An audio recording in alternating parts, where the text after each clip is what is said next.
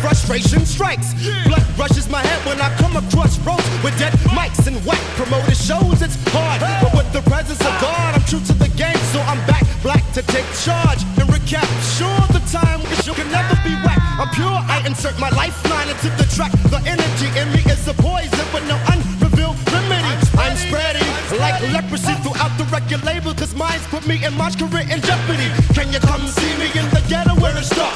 Well, it's a real lost peeps lurks in the heart. Lord knows it hurts. We kick the herbs to the curb. Execute first things first and put blunted minds to work. My hurt side and my fan support, so I'm mine for the time being. Seeing peace, but taking no shorts. No shorts. Yeah. Destroy. Stress. Crush. Kill. Destroy. Stress. Crush.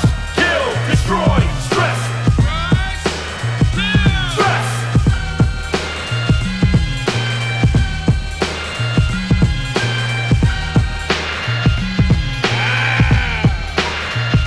You will now consider me the apocalyptic one. After this rhyme, henceforth, there is none. No more will exist when I emerge from the mist in which I was born into scorn. Most of you can't even comprehend what I am saying to you, even in my human form, the message I'm relaying.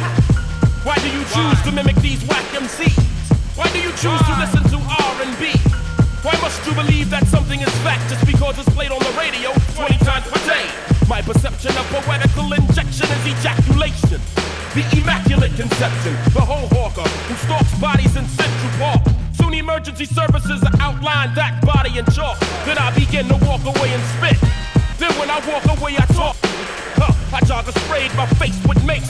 She didn't know that I enjoyed the taste of radioactive waste. When I'm in the backseat of your midtown taxi, don't even ask me for the cash key.